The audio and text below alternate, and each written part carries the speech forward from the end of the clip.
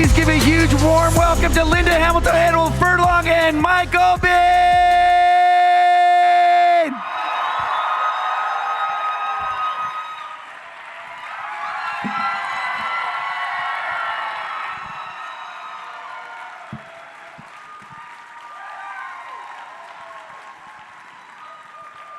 All right, guys, we're gonna do a crowd photo. Pull out your cell phones, light them on up, light them on up, light them on up.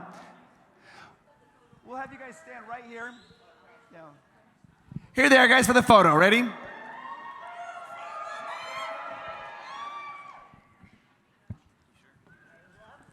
All right, guys, on the count of three, I want you to go nuts. Ready? 1, 2, 3!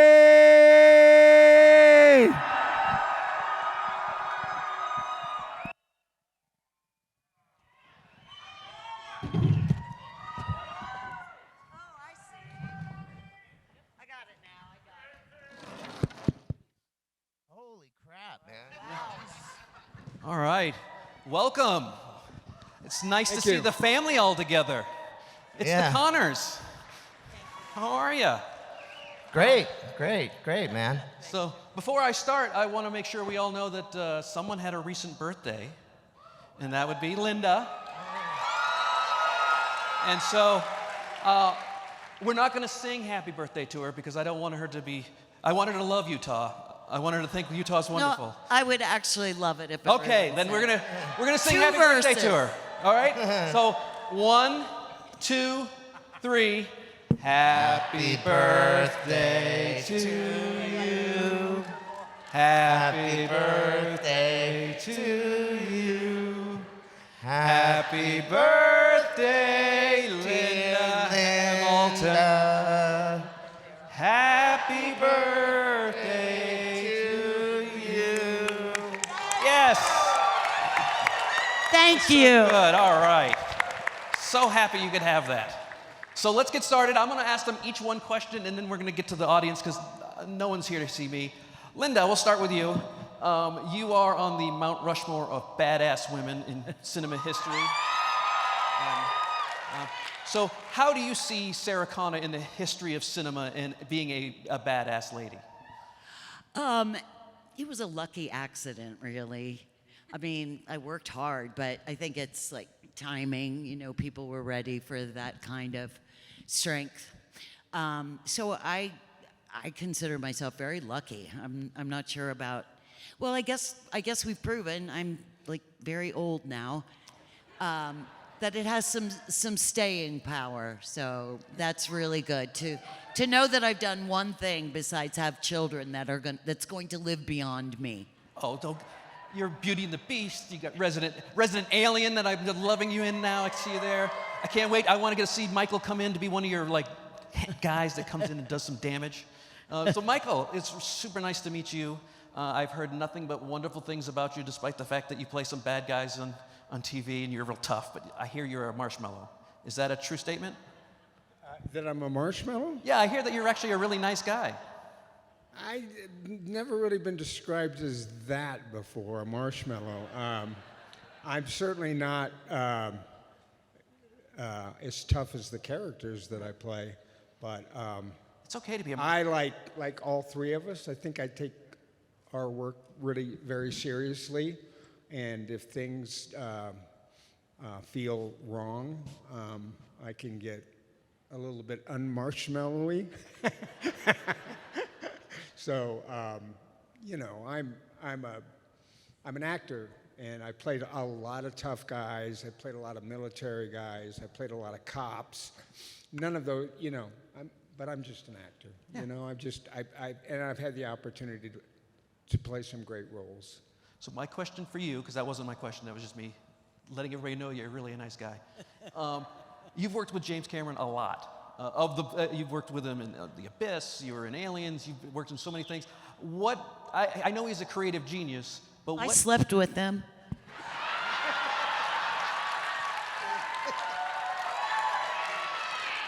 I like how she makes an assumption that she's the only one in the panel that's done that. So did I. What makes him such a unique, singular type of director? You know, it's very hard for me to explain his type of genius. Something happened recently that I saw an X going around, and Elon Musk had either retweeted it or tweeted it. And when we're in the Terminator, and Kyle Reese is talking to Sarah Connor, and we're in the car, and I'm explaining to her the future, and this is going to happen, and that's going to happen. And she says to me, "That can't happen." And Kyle Reese says to her, "No, not for about 40 years." Okay, that was in 1984. It's now 2004. It's exactly 40 years later, and look at all the AI that we're dealing with. Now, I don't know if, normally I would think, oh, he just got lucky, but I have a feeling that Jim picked that number for a reason, and that kind of mindset is hard for me to understand. He is also the hardest working person I have ever met in my life. He works 18-hour days every day of the week. I believe when I was working with him, just works so hard, obviously because he loves what he does. And I've had nothing but good experiences with him. Nothing but good experiences, yeah. Now, Edward, we got to see each other in Texas a little while ago. Yeah. And you got kind of thrust into this huge franchise at a very young age. With two of the biggest stars of the 80s. You've had Arnold Schwarzenegger and, of course, Linda. Yeah. What is the takeaway that you still use today that you learned from either Linda, Arnold, or both? Well, I got spoiled, man. I mean, like, you know, obviously, you know, Terminator changed my life, and, you know, I think we worked for like 9 months on it, and it was crazy kind of going to movies after that, because none of them were exactly like, you know, I mean, like you're talking about Jim Cameron, and working with a director like that who knows exactly what they want and is just like, you know, you're safe, and you know it's going to be good. And working with Linda and Arnold, like such professionals and such good, you know, I mean, Linda's such a great actor too, you know, and just having that experience, it was wild. I was wild, you know, and then it was kind of like, you know, you go to the next movie after that, and it's like, what is this, like, rinky-dink shit? You know what I mean? But it's like a normal movie, you know? But yeah. You started up, it was so high that it was almost impossible the next thing could be better. It was just like, yeah, I had no idea how big it was. You know, I'd never made a movie, so I had no idea what I was, you know. Yeah, like, it was just my first experience, so, yeah. Well, I'm going to let Adam unleash the crowd. Good to see Adam. And we're going to get our questions from them. I'm done, so I'll just let you guys go.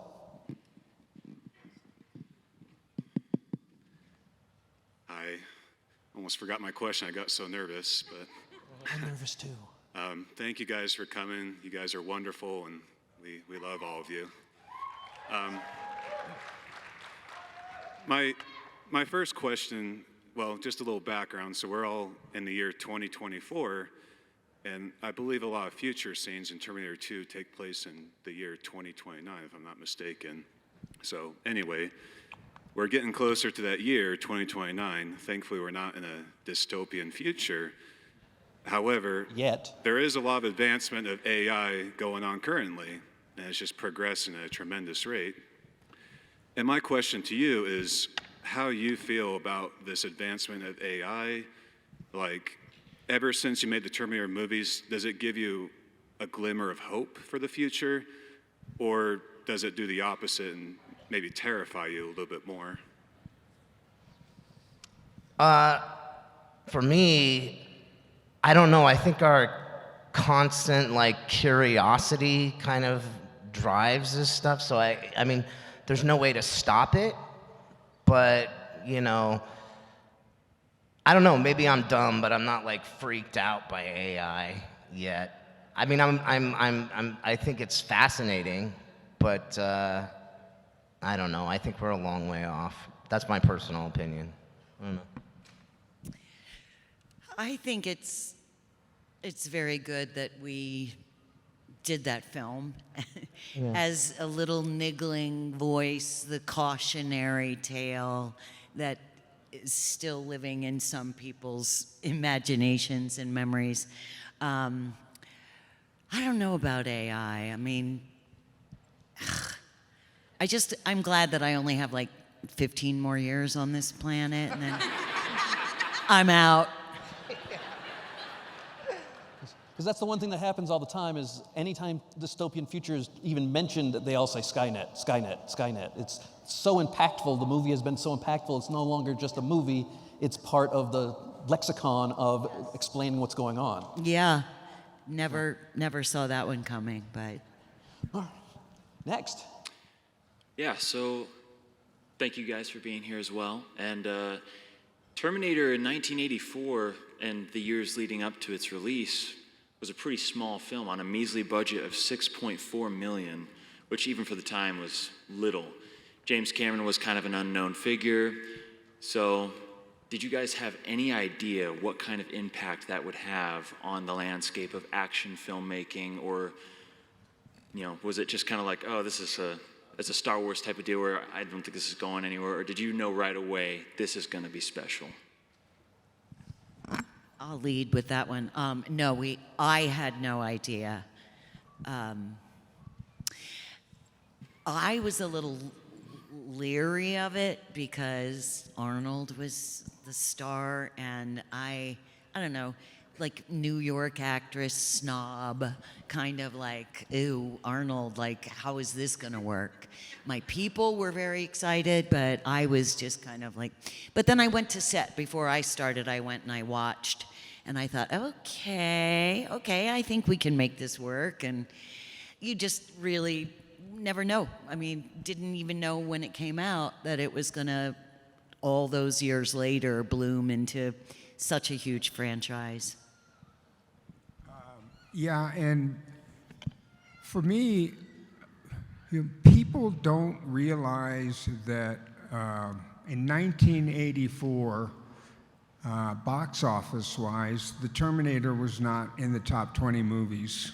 Other movies like Ghostbusters and The Karate Kid, there are a number of movies that wasn't even in the top 20. So like you said, it was a $6 million movie. It made 40, I think, or something along those lines. And it was sort of this moderate hit. Arnold went on to do Predator right afterwards, but it didn't really change for me. I used to say a lot, and I believe still to this day, that, now I can't think of the name of it, that's how old I am. What we used to watch videos on? VHS? 8-track, what? VHS? VHS, yeah.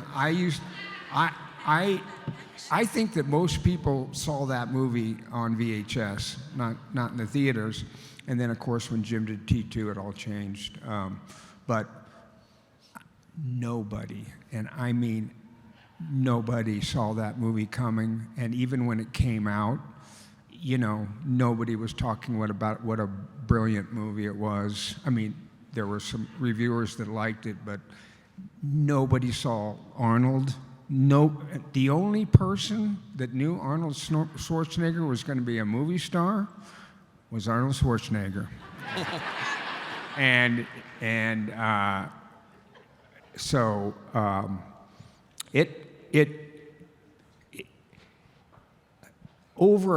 over a period of time now, it's become obviously a classic, but nobody saw that coming at the time. Nobody had any idea that movie, a year or two after it was made, we'd be talking about 40 years later. So for the kids, a VHS tape is like a cassette tape. Okay, so a cassette tape is kind of like a thing never mind. It's streaming it's for the 80s. Thank you. Sarah Connor is one of my cinematic heroes. I I hate it when my cell phone doesn't work, when my garage door doesn't work, when my blender doesn't work, and I constantly think, I wonder if Linda Hamilton has this problem. She eats Terminators for breakfast. Are the machines just too afraid of her?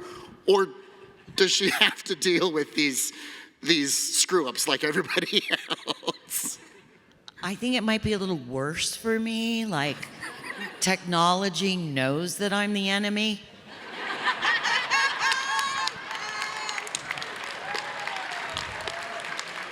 And they really they treat me like the enemy. Go figure. Hello, I just want to say thank you for coming, all three of you. And I have a question just for Linda Hamilton. What was it like working with Pierce Brosnan while filming Dante's Peak? It's one of my favorite disaster movies.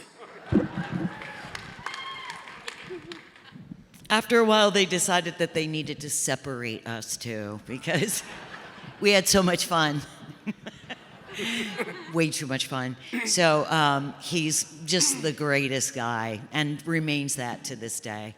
So we had a rip-roaring good time.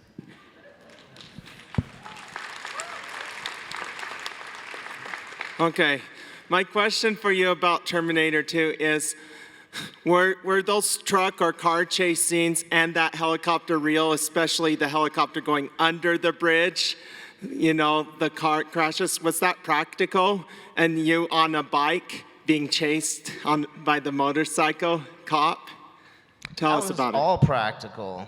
I mean, yeah. I mean, they really sent that thing off the bridge. I think they really did fly the helicopter under the bridge and everything.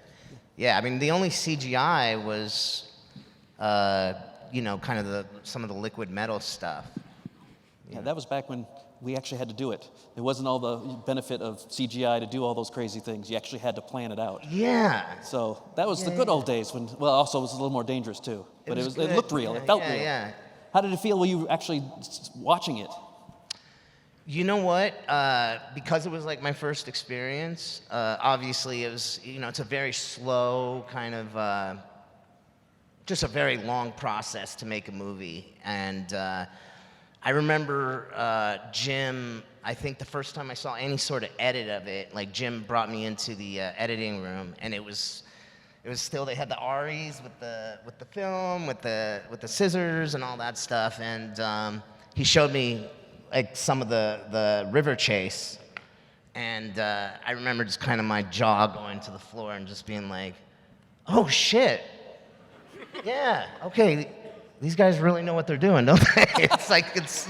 You got the Edward Furlong seal of approval. And then I just remember seeing the first screening, and it was, I mean, when I read the script, I didn't understand exactly how that was going to work with the lick, and I was just, I mean, I was like everyone else. I'd never seen anything like that, you know, special effects wise. It was wild. Hey guys, thanks for coming. It's I saw Terminator 2 first, and it was so amazing that I went and I saw Terminator 1. So it was, you all are great. But Linda, this is specifically for you. I love you in Resident Alien. It's so awesome. What made you decide to want to be a part of that quirky, you know, crew, that quirky show? Oh, Resident Alien? Is that what you're asking? Why would I want to do what? Yeah. You know, sometimes you just go, why not? I hadn't seen it yet, so I took it knowing that they were going to develop the character into something.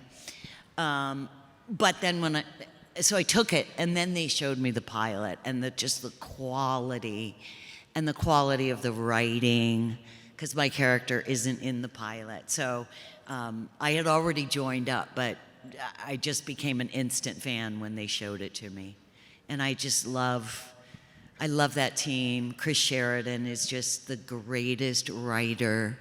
You know, he just somehow manages to do funny and poignant so well together. So I'm very happy on that show. And the new season starts in like 2 weeks, doesn't it? Lynn? Like October or something? To shoot? No, the season 4 comes out on Peacock like in October.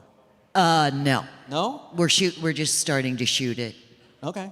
That's what you're shooting. I knew there's something. Yeah, so everything these days has gotten delayed with the strike and COVID, but we haven't shot it yet, so Well, it's probably I'm not glad coming it's on in coming. October. All right.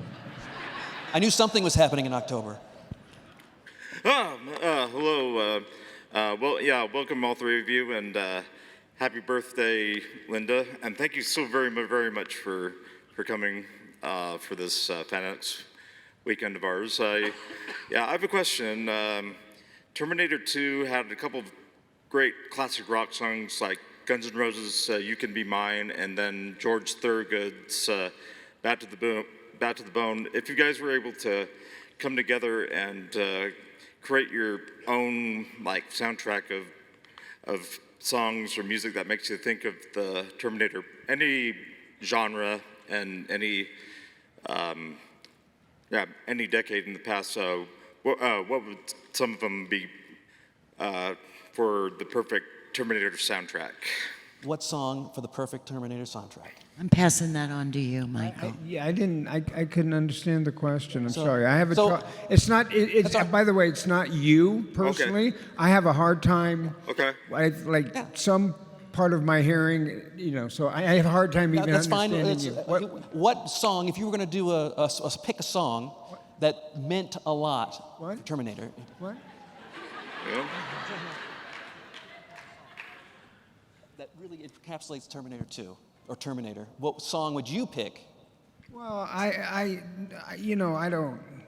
don't really know music. The music that I used to listen to, back in the '70s, I can't really come up with kind of a cute answer for this. But I would say that one of the most important things about the Terminator, of course, is Brad Feidel's score, and you got to really give it up for him.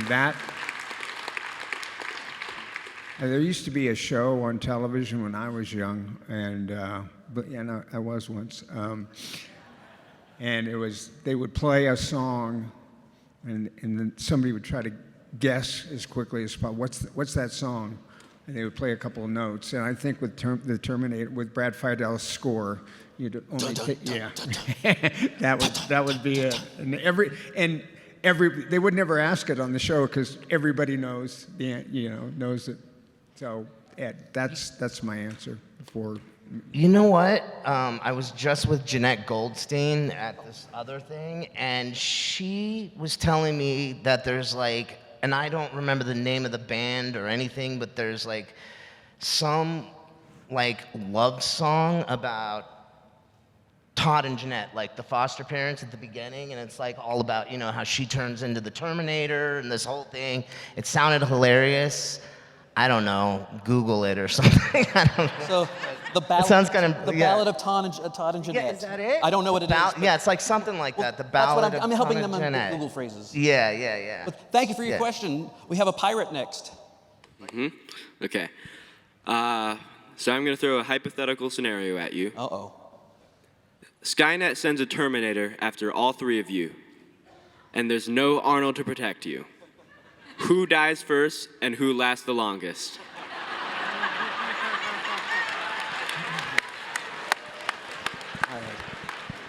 I might die first because I just hide under the covers.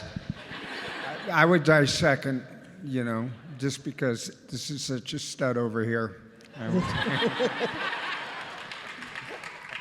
I don't die.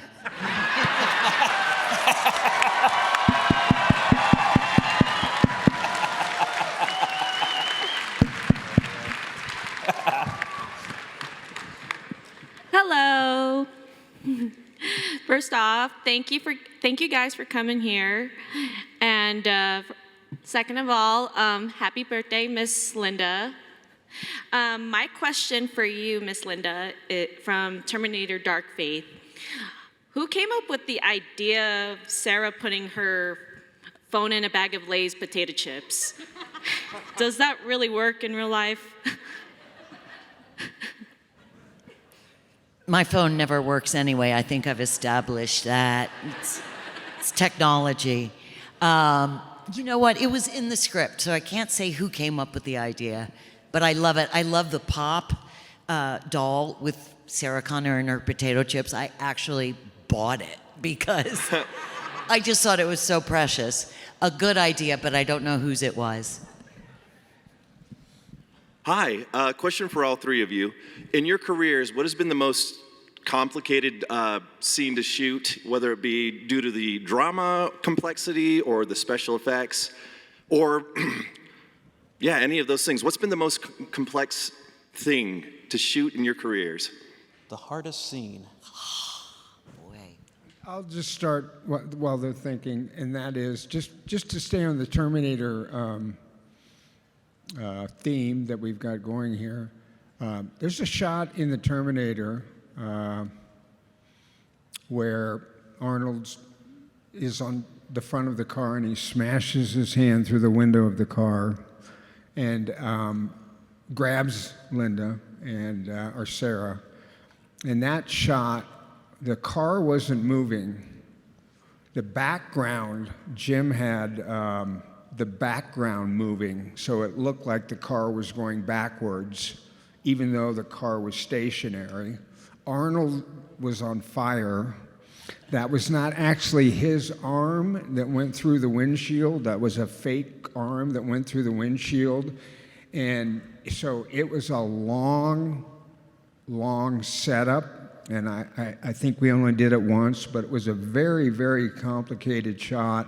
And it had a lot of elements to it, you know, sound and special effects and visual effect, not visual effects per se, but and actors and, you know, stuntmen blowing out the window at the same time as this fake hand goes through. And it was a really complicated shot. And if you and it's so interesting that Jim has the background moving, so it looks like, and we're stationary, so it looks like we're moving, it looks like we're in reverse. And if you see the shot in the movie, it's so quick that you can hardly tell. But the idea that he knew that there should be movement is just another testament to that kind of a mind, which I don't have. So that, to me, was, when I think of the Terminator, was one of the more complicated shots.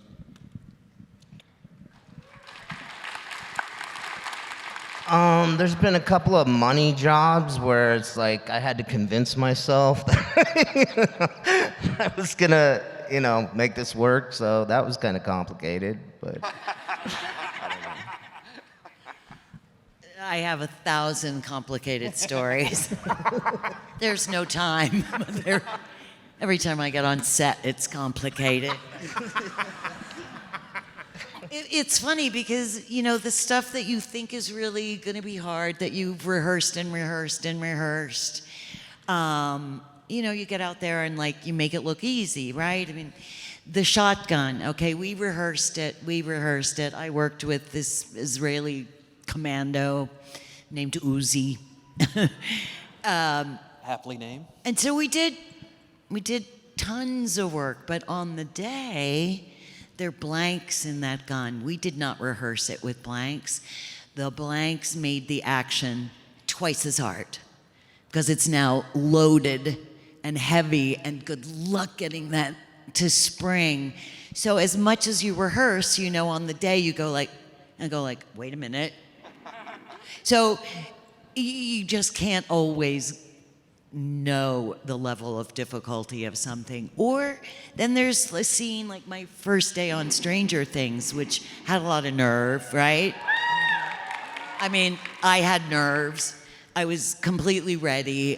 They started me big, like, you know, the 4th episode, and it's this huge scene, and I'm like, you know, I'm reading the schedule going, there's no way they're starting with this. It's like the big special effects and the big stunt stuff. And like, that's my first day. And then I realized that every day for Stranger Things is like that. Like, everything is big.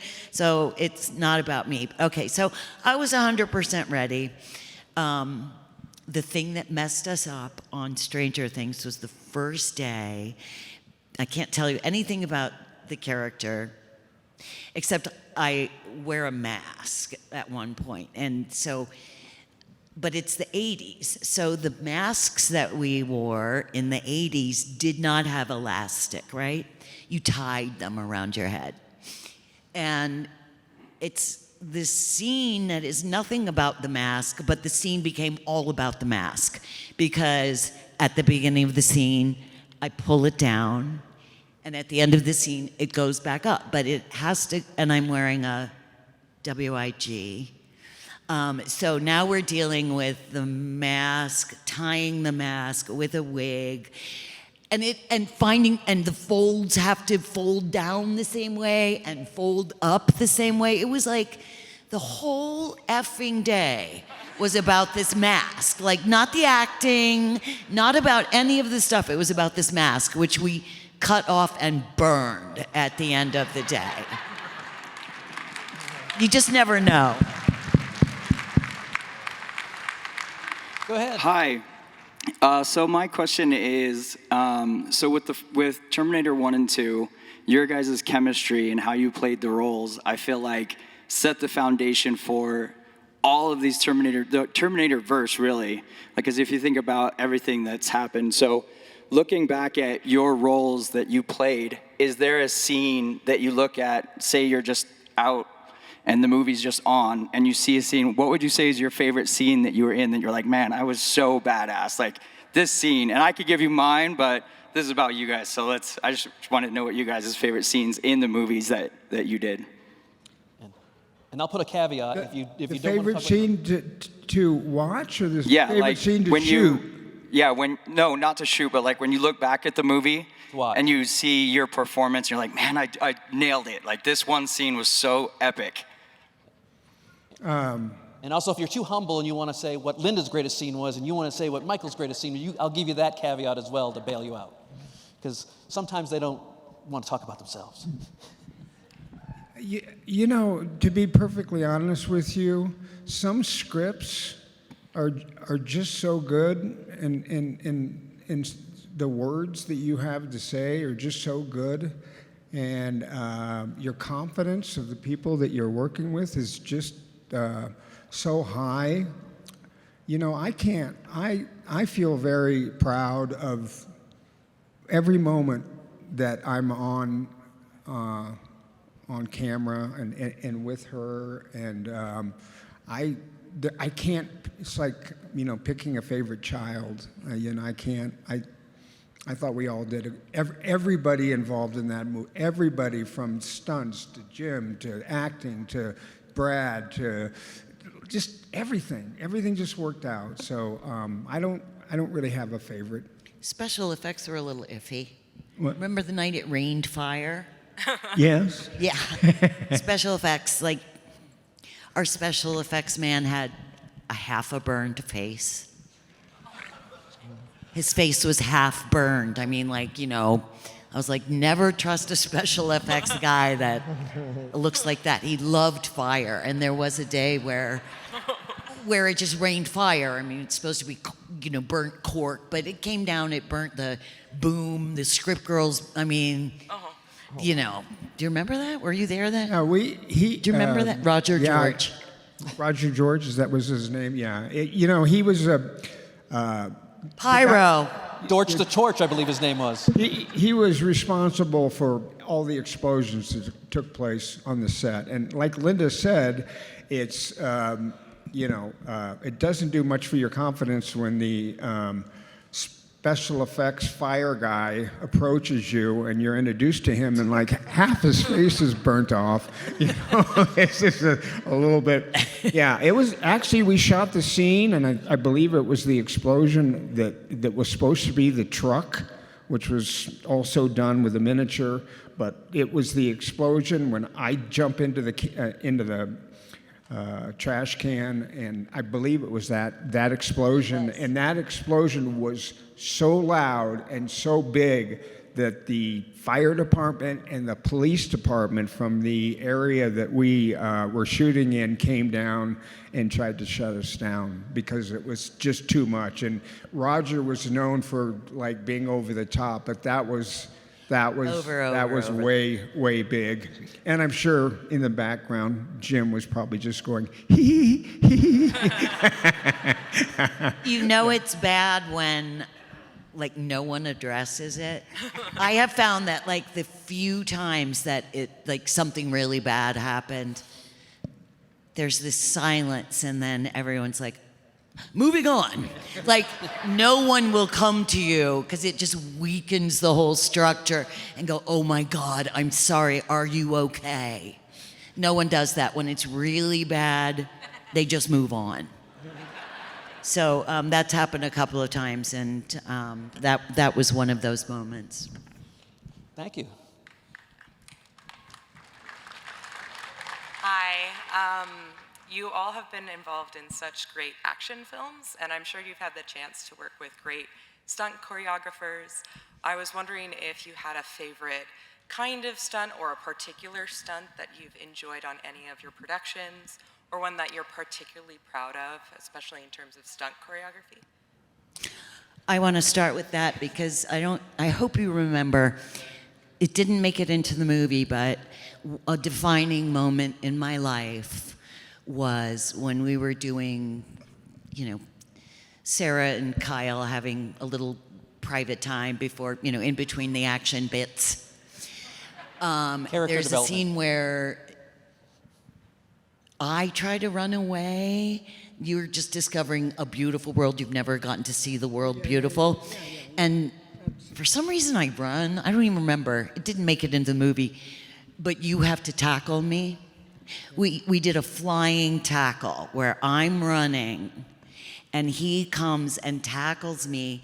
And it was a total trust exercise. I was not an athlete on any level. But I had to sort of launch myself, and he had to catch me midair and roll. Do you remember that? Yeah. Roll to sort of save us both. And it, to me, was a defining moment to be able to trust that someone's going to catch you when you launch yourself into the air. And I just remember that as like a real moment. I loved him even more. He caught me. Got to protect the star. We have to protect the star of the movie.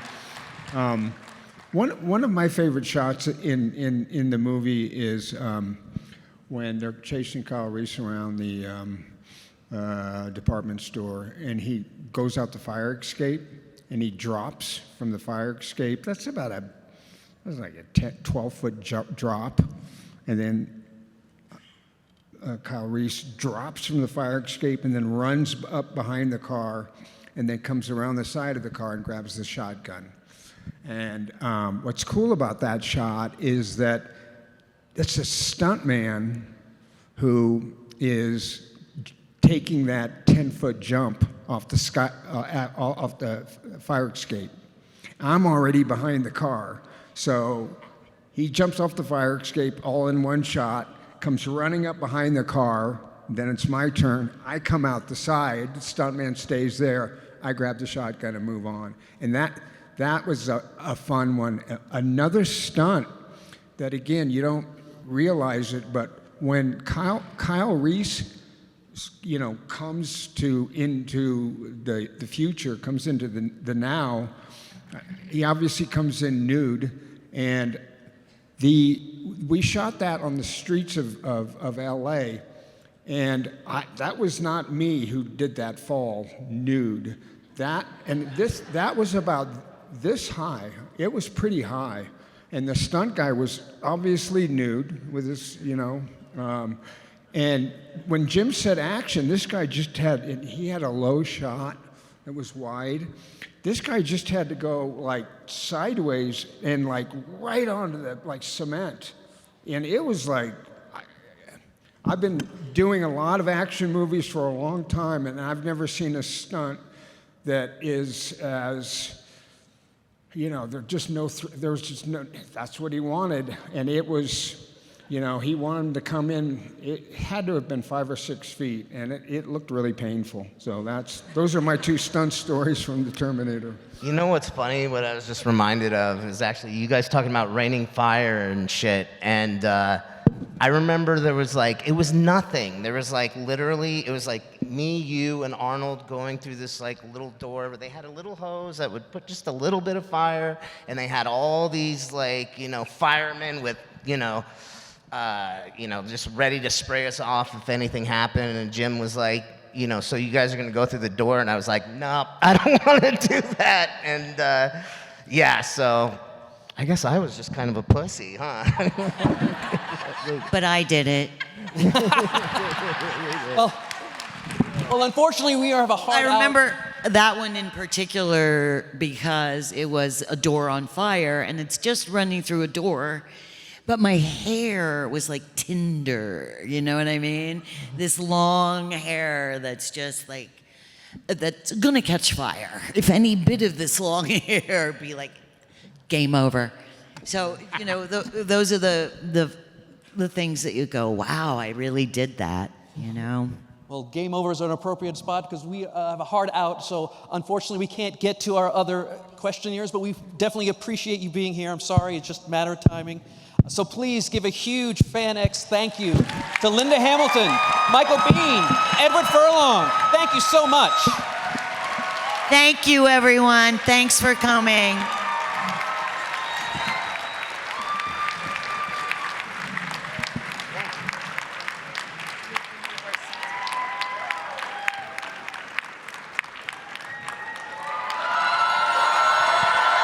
Everybody, one more time, give a huge round of applause. Let them feel the love here at FanX Salt Lake City.